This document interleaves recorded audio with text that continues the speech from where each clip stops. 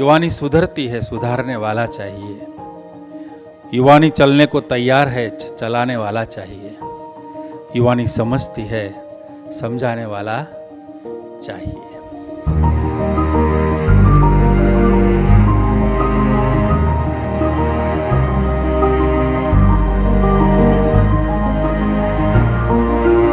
આપણે વિચારીએ કે જીવનની અંદર ડેસ્ટિનેશન ક્લિયર હતું, પણ ડાયરેક્શન આપવાવાળું જ ના હોત તો શું થાત? ડાયરેક્શન કદાચ ક્લિયર હતું, પણ એની અંદર મોટિવેશન આપવાવાળું જો કોઈ ના હોત તો શું થાત? અચ્છા, મોટિવેશન પણ હોય, પણ એની જોડે જોડે જો રાઈટ મોટિવેશન ના હોય ને તો લાઈફની અંદર આપણે પ્રાયોરિટી પણ સેટ ના કરી શકીએ, અને લાઈફની અંદર પ્રાયોરિટી ના હોય તો ડેફિનેટલી આપણા લાઈફમાં પ્રોગ્રેસ પણ થઈ શકે નહીં. જેમ જેમ કોકનું સારું લેતા જશું ને એમ એમ ખરેખર ફોકસ થતા જશું. જેમ જેમ સારું લેતા જશું ને એમ એમ આપણી એનર્જી બી ઓછી યુઝ થતી જશે, આપણે ફ્રેશના ફ્રેશ રહીશું. जो किताबों में सर झुका के रहता है, जो वचनामृत और स्वामी जी बातों के में सर झुका के रहता है, वही युवक जिंदगी में सर उठा के जीता है.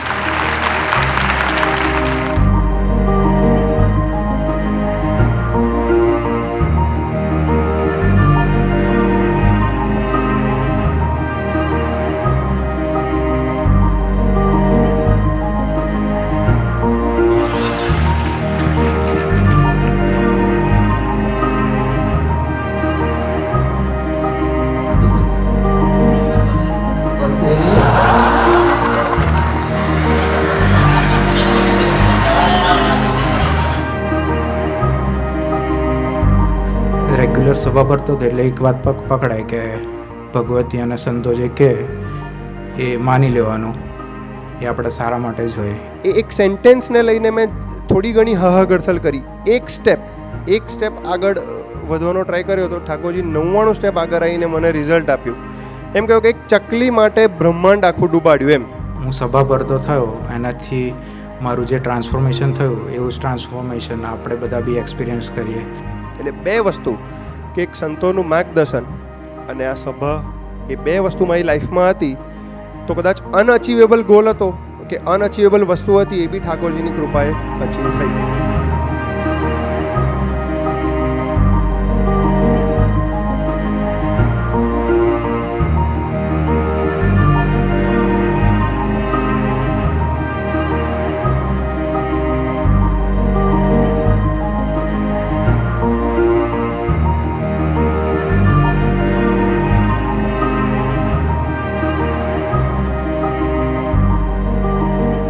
વાતોમાંથી તો ભ્રમરૂપ થવાશે.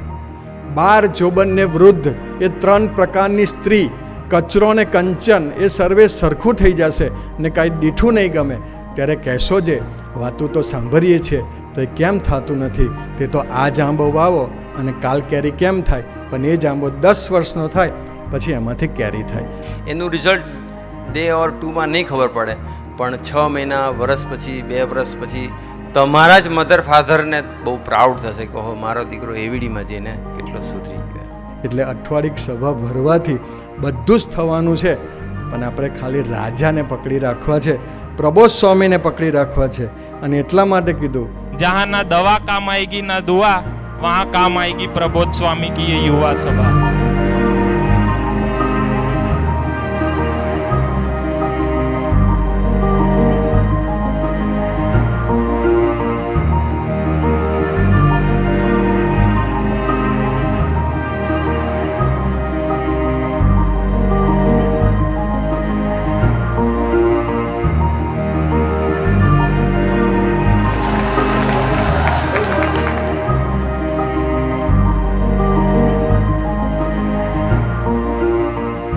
આપણી વાણી એવી હોય જેનાથી કોઈ મનથી પણ દૂર ન જાય એવી વાણી. આનું નામ વાણીમાં વિવેક અને વાણીમાં મીઠાશ. આપણે એવી રીતે જીવીશું તો 5 કલાકનું કામ 1 કલાકમાં હરિપ્રસાદ સ્વામી કરી આપે. કે આપણા જીવનમાં ગમે તેવી વિપરીત પરિસ્થિતિમાંથી ભગવાન આપણને પસાર કરે ત્યારે આપણે દિલથી માનીએ કે ભગવાન આપણું ક્યારેય અહિત નહીં કરે, હિત જ કરે છે ભગવાન. કે પ્રશ્નો તો જીવનમાં આવે, આ સંસાર જ એવો છે, પણ ક્યારેય મોરી વાત આપણામાંથી નીકળે ના. ક્યારેય મારું શું થશે, કેમ થશે, ક્યારે થશે, કેવી રીતે થશે, કોણ કરશે, એ બધા પ્રશ્નમાં મૂંઝાયેલા ના રહીએ એને સાચા હરિજન કહેવાય. અને જે ભગવાનને સંભાળતા રહે એને સાચા હરિજન કહેવાય. તો મૂંઝવણ કહેવાનું, મૂંઝવણ કરતાં મારા ભગવાન મોટા છે. જેમ સુદામાના મિત્ર ભગવાન કિશન થયા હતા, જેમ અર્જુનના મિત્ર ભગવાન કિશન થયા હતા, એમ જો આપણે આ સભા પકડી રાખીએ, સંતનો જોગ રાખીએ, તો ગુરુહરિ આપણા મિત્ર થઈ જાય, આપણને ખબર નહીં પડે. ગુરુહરિ આપણે ક્યારે સહજતાથી આપણું કાર્ય પાર પાડે છે આપણને ખબર નહીં પડે. ભગવાનનું એક વચન જો આપણે પાડીએ તો આપણી રક્ષા થાય. ભગવાનનું વચન એ આપણા રક્ષા માટે હોય છે. મોટા પુરુષનું વચન શું હોય, મોટા પુરુષની આજ્ઞા શું હોય? તો મોટા પુરુષની આજ્ઞા એ હોય કે આપણે નિયમિત સભા ભરીએ. મોટા પુરુષની આજ્ઞા એ હોય કે આવા સંતો એમને આપ્યા છે એમની જોડે દોસ્તી બાંધીએ. મોટા પુરુષની આજ્ઞા એવી હોય આવા સારા મિત્રો છે એના સંઘમાં રહીએ. તો સભામાં આવવાથી શું થાય છે આપણને ખબર નથી. સભાનું સ્વરૂપમાં તો ખાલી ભજન કીર્તન છે, ધૂન ભજન છે, અને એકાદ બે સ્પીચ છે, આરતી છે ને પ્રસાદ છે. પણ એની સાથોસાથ આપણા આત્માની ઇમ્યુનિટી સ્ટ્રોંગ થતી જાય છે. એની એકાદ આજ્ઞા આપણે દિલથી સ્વીકારીશું, પાળવાનો પ્રયત્ન કરીશું, એનો મહિમા સમજીને એને ફોલો કરીશું, તો આપણને સહજ જ એની આજ્ઞા પાડવાનું મન થશે, અઘરી નહીં લાગે. કે મહિમા એવો મહિમા સમજવો પડે. મહિમા સમજવા માટે ભગવદીનો પ્રસંગ જોઈએ. એવું કશું બાકી ના રહ્યું તો ફર્સ્ટ કોલ, જ્યારે પણ લાઈફમાં કન્ફ્યુઝન આવે ત્યારે ફર્સ્ટ કોલ કોને કરવાનો? તો કે આપણા જે ભગવદીય સંત આપણને આપ્યા હોય એને ફર્સ્ટ કોલ કરીએ તો બધી જ મૂંઝવણમાંથી આપણને એટ ધ મોમેન્ટ આપણને કાઢી દે અને મહિમા અને બળના વિચારમાં આપણી અંદર પ્રસ્થાપિત કરી દે. હવે એક નવો વિચાર આપે મહિમાનો અને બળનો, તો એ જો પહેલો ફોન જો આપણે સંતને કરીએ તો પહેલી લાઈફની ડિફિકલ્ટીઝમાં આપણે જો દિલ સંત આગળ ઠાલવીએ તો આપણને બળ આપી દે. તો આપણને જે ભગવાન મળ્યા છે ને એ કર્મ ફળ પ્રદાતા છે. કર્મ કરીશું તો એ એમને પહોંચશે ને એનું ફળ એ ગમે ત્યારે આપશે. પણ ફળ આવું જ આપવા જોઈએ એવી અપેક્ષા આપણે રાખવી નથી. આપણે આપણું હાર્ડવર્ક કરવાનું, સિન્સિયરલી કરશું. કોક ડાયરેક્શનમાં હાર્ડવર્ક કર્યું હશે ને મહારાજ એનું રિઝલ્ટ ગમે ત્યારે બી આપશે, કારણ આપણી પાસે પ્રગટ ભગવાન છે. આપણું ભૂંડું પ્રારબ્ધ હોય એની આપણને ખબર નથી, પણ પ્રબોધ સ્વામીજી આ રૂમમાં બેઠા બેઠા સૂતા નથી. એના યોગમાં આવનાર દરેક ચૈતન્યની એ ચિંતા કરે છે કે આ સભા ભરે છે, આ દીકરો છે મારો, એને પ્રારબ્ધ લાગે તો સ્વામિનારાયણ ભગવાનના કાયદા પ્રમાણે સુડીનું દુઃખ કાંટે શકવું જોઈએ. अपने दर्द को अपने रब से बोल दिया करो. अपने दर्द को अपने रब से बोल दिया करो, फिर दर्द जाने, दवा जाने और रब जाने. સ્વામીજીએ પ્રાર્થના કરતા બી શીખવાડ્યું એ દિવસે. બધાને કીધું કે આપણે એવી પ્રાર્થના ક્યારેય નહીં કરવાની કે મને જોબ મળી જાય અને મારા વિઝા થઈ જાય, કેમ કે એ ટેમ્પરરી પ્રાર્થના છે, એ શોર્ટ ટર્મ ગોલ છે. પ્રબોધ સ્વામીજીએ લોંગ ટર્મ ગોલ શીખવાડ્યું અને કીધું કે આપણે એવી પ્રાર્થના કરવાની કે હે સ્વામીજી, હું તમારો છું અને હું તમારો જ રહું ને એવી કૃપા કરજો. નાનું છોકરું હોય એને ભય આવે તો પોતાના માવતરને કોટે બાજી જાય, તેમ આપણને હર કોઈ દુઃખ આવે,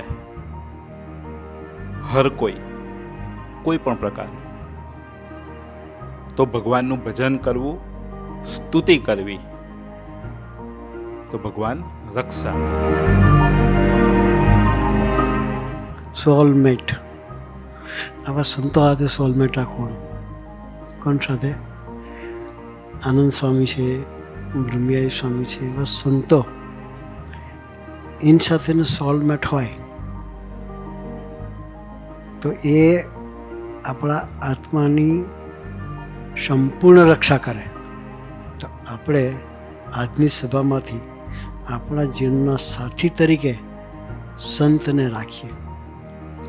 એ ધ્યેયની જો ક્લેરિટી આપણી હશે તો જેટલા ડિસ્ટ્રક્શન વર્ણન કર્યું એ કંઈ આપણા જીવનમાં આવશે નહીં. કે શું આવે? સાયકલ સાયન્સ કીધું તો વાંધો હતો. પૂછજો ખાનગીમાં. મને જે લાગ્યું એવું તમને કહું છું કે રોકેટ સાયન્સ એટલે સ્પીડથી જવાનો પ્રોસેસ. સાયકલથી સ્પીડથી જવાય, રોકેટ હોય તો ચંદ્ર સુધી જવાય. ક્યાં સુધી? ચંદ્ર સુધી પહોંચવું હોય તો સાયકલ ચાલે, રોકેટ જ ચાલે. એટલે રોકેટ સાયન્સ એટલે આનું સમય આપણને કહ્યું છે. આપણે સ્પીડથી જવું હોય કોઈ બી ફિલ્ડમાં, જેટલું સારું છે એ લેવાની જો પ્રેક્ટિસ રાખીશું તો રોકેટની સ્પીડથી આપણે પહોંચી શકીશું કોઈ બી ફિલ્ડ સાથે. છોકરોએ પ્રાર્થના સરસ કરી, સાંભળવા જેવી, શીખવા જેવી. છોકરાએ કહે કે સમજી અમારી સેવા આ હતી કે રોડ પર ટ્રાફિક કંટ્રોલ કરવાની સેવા હતી અને પાર્કિંગમાં બધાને ગાડીઓ પાર્ક કરાવવાની સેવા હતી. પણ કે અમારા થકી તમારા ભક્તોને વાણીએ કરીને ઊંચા અવાજે બોલાઈ ગયું હોય કે અમારી ડ્યુટી જેવી હતી. કોને કહે આમ જા, કેવું પડ્યું હતું. પરિસ્થિતિ ટ્રાફિક જામ થતો હોય કે આડી બધી ગાડી પાર્ક કરી દીધી તો કેવું બી પડે. એટલે કે એ કહેવાઈ ગયું હોય, ભગત દુખાઈ ગયો હોય તો એની માફી આપજો. કે પ્રાર્થના કરી મનામ ભલે આ સમય સભામાં નથી આપવાની, સમય વસ્તુ થઈ ગયો. એટલે અઠવાડિક સભા એ આપણી યાત્રા પ્રભુ તરફ ચાલે એના માટેની છે. જીવનમાં જે કંઈ હર્ડલ્સ આવે એને ક્રોસ કરવા માટે ભજન છે. પ્રભુના બર્થડે જીવવા માટે ભજન છે. ભગવદી છે એ આપણા માર્ગદર્શક છે. આપણી જોડે આવીને ઊભા રહે. એની સાથેની દોસ્તી, ઘણા દીકરા વર્ણન કર્યું આનંદ સ્વામી સાથેની દોસ્તી કેટલું કામ કરે છે. એ વસ્તુ આપણે વધારવી છે. 2024ને વિદાય આપી રહ્યા છીએ આપણે, પણ એનો એક ગુણ હતો 2-4.